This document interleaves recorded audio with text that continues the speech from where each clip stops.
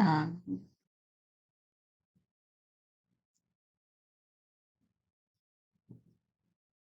Hello, everybody. I'm Honey, aka Honey and Dice.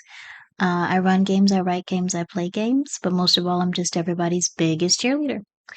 I have a wonderful opportunity now, just like many people in the TTRPG community, or perhaps even outside of the TTRPG community, to participate in the open beta of Daggerheart, a new system from Darrington Press.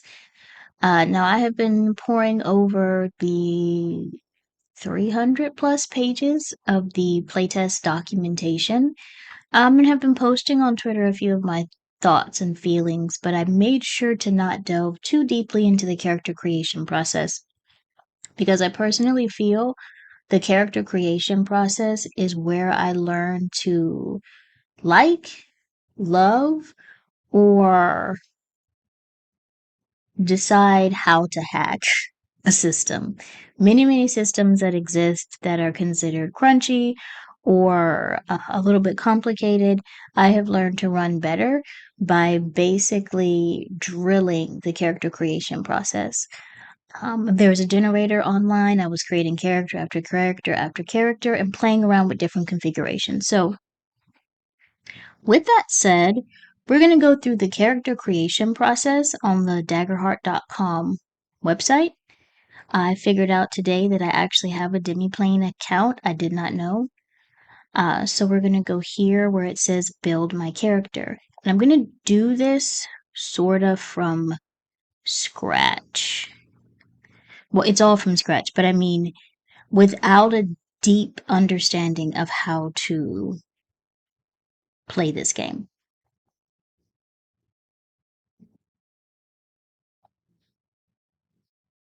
I'm going to be using Demiplane for the first time too, I think. Create character. All right, let's see.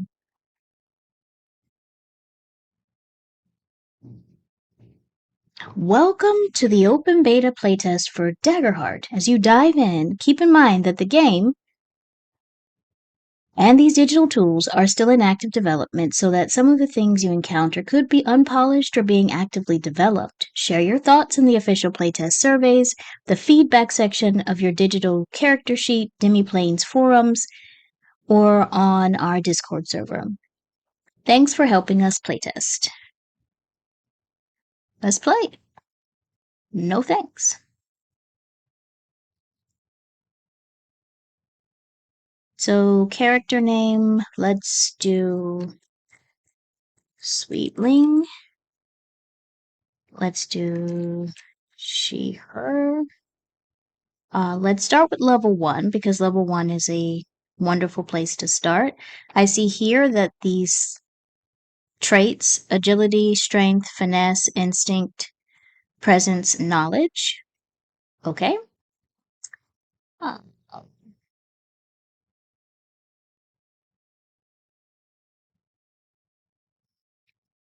I'm not going to select a portrait right now. I see here they tell us that basically all the getting started information and so on, thinking about character concepts, recording levels, recording character details, choosing heritage. Okay, so how they have this set up is over in this, the way that I'm looking at the screen, right hand side, it has all of this basic information that is in the character creation elements of the playtest materials I downloaded. There's heritage, there's class, there's subcap class, there's traits, and so on. I'm going to begin and see how much I have to bounce back and forth or how intuitive or user-friendly this process actually is. So let's begin. Choose an ancestry. Okay. A clank. I have feelings about some of these ancestries, and let me just explain and let me just be completely frank. The first kind of oof moment I had about the system was when I got to see the list of uh this says ancestry, but the ancestry under heritage anytime I start to see familiar terms that I have seen in just about every single mainstream game, I understand it's there for familiarity, but I just personally wished that a bigger risk was taken in how these particular character types were created, especially when it's just almost cut and paste from the aesthetics that people like from other systems, even if we're going to stat them out differently. Like, I was really excited about a Clank. I was really excited about a Dracona, however you pronounce that, an actual fairy, fawn, things like this, dwarf, elf, daemon. I was just, okay, been there, done that. I understand why it's there. I just personally feel it didn't have to be there. On Fun Grill, Galapa. Um, again, I feel the same about these four here, even though Halfling is one of my favorite type of characters. I just feel we could have reached into the amazing world lore that exists and pulled out some other very similar, um, smaller humanoid um, to put here. But anyways, Katari, again, I could have done without this. Not because there's anything wrong with this particular character type. It's just I saw an opportunity missed here to be 100% creative with how we presented ancestry and character types. But let's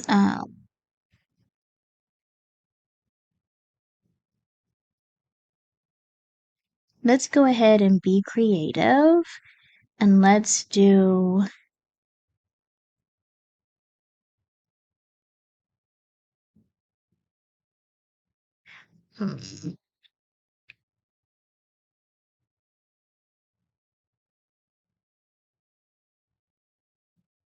Let's go ahead and do a Katari.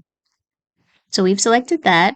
Those of Qatari ancestry are feline humanoids with soft fur and high triangular ears. Uh, Feline instincts. On any agility rolls, you may mark a stress to reroll your hope die. If you do, take the new result instead.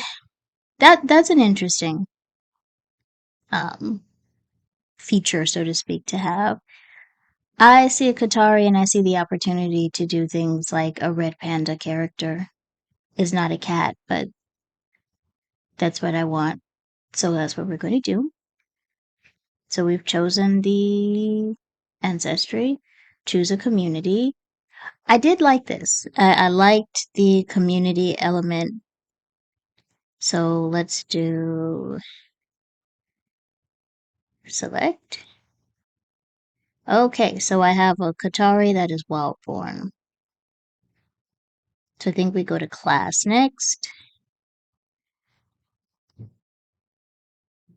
Again, I wasn't expecting something super creative here. I understand familiarity helps to maintain an audience and a customer base that knows what this in general should mean.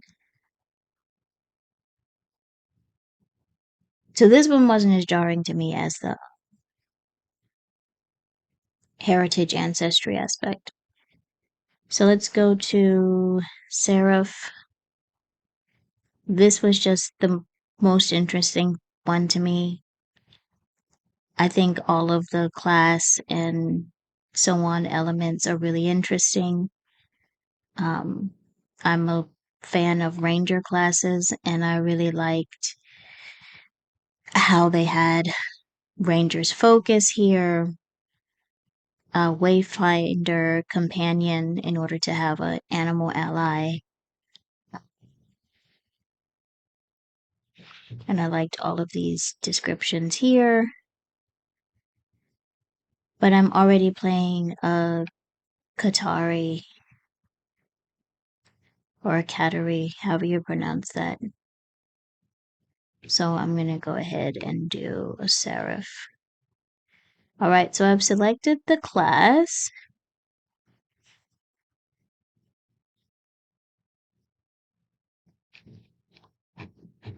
Okay, what am I missing?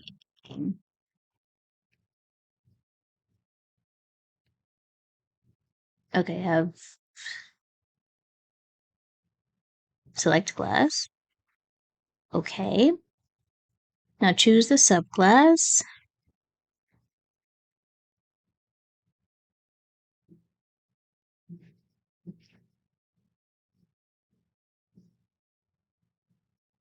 Winged Sentinel, because who doesn't want a flying red panda looking cat? Um,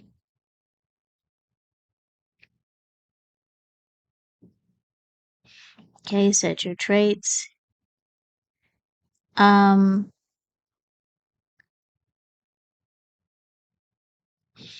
going to put the number 2 one, I'm going to put finesse. The number 1, I'm going to put agility. The number 1, I'm going to put knowledge. And then a negative 1, I'm going to put to instinct.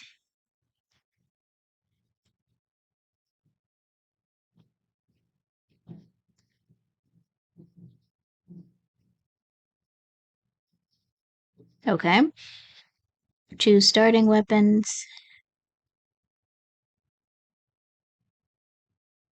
Oh wow, this is cool. So I'm just going to select a dual staff. And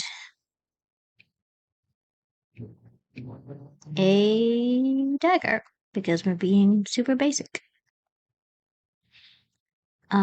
Choose starting armor. Ooh.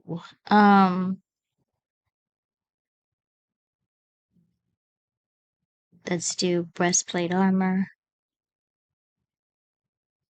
Take your starting inventory. You take a torch, 50 feet of rope, basic supplies, and a handful of gold. And then choose between health or stamina. Let's do health. And then bundle of offerings or sigil of your god. Let's do this one. And then take domain deck cards.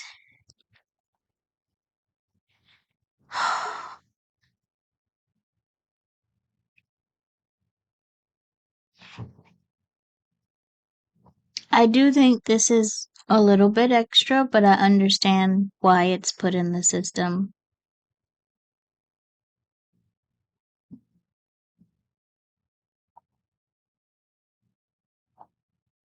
So I'm just going to select Mending Touch and I Am Your Shield just to be. Oh no. Oh yeah, let's do that. Alright. So now we go to experiences. As a word or phrase used to encapsulate a specific set of skills your character might have because of the exciting life they've lived. Once you've worked with the GM to decide your 2 starting experiences, record them in the experience section.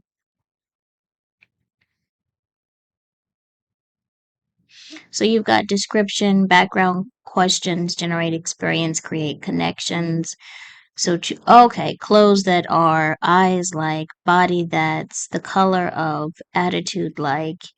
If you answer the background questions, these are all fill in the blank. So there's a level of customization here um, in this digital format that is still going to have to be done in a physical format if you write it out. But I like the background creation doesn't have to be a notepad.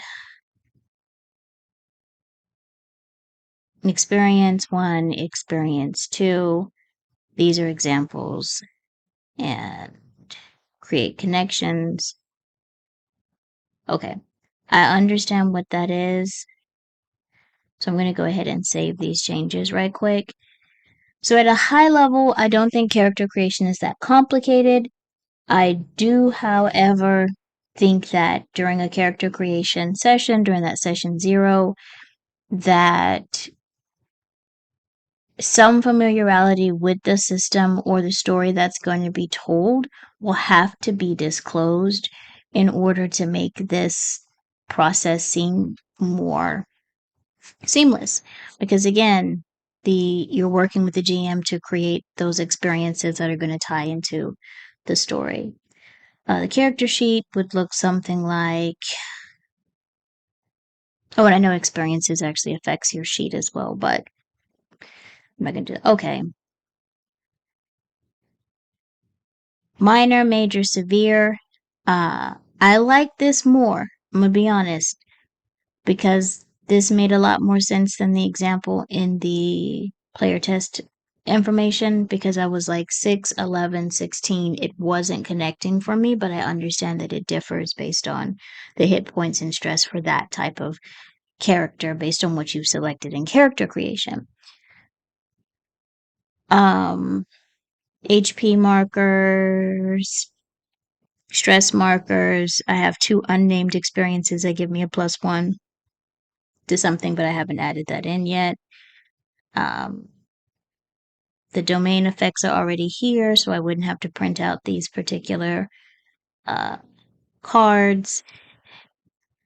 I still don't know how I feel about the cards aspect. I'm going to be completely honest. Um, I'm not that familiar with Demiplane, and in fact, until today, I didn't even realize I had an account, but I do. um, the Hope Tracker, active weapons. Okay, I get it. So that was high level the character creation process for Daggerheart. I wanted to play around a little bit with this. I'm going to play around with it a little bit more to see if I can break it. Not because I don't like it, but because of how my brain works. Um, and maybe I'll record some thoughts about the playtest documentation and what did or didn't sit right with me as well. But so far, I like how intuitive and end user sensitive things are. I have other thoughts, but I need to articulate them more clearly on paper before I record them because I believe in responsible language. Okay, that's it for now. Remember to love your you, and if that's hard today, know that it's okay to be okay and it's okay to not be okay. Surround yourself with people that celebrate your successes and support you through your challenges. Have a wonderful rest of your day.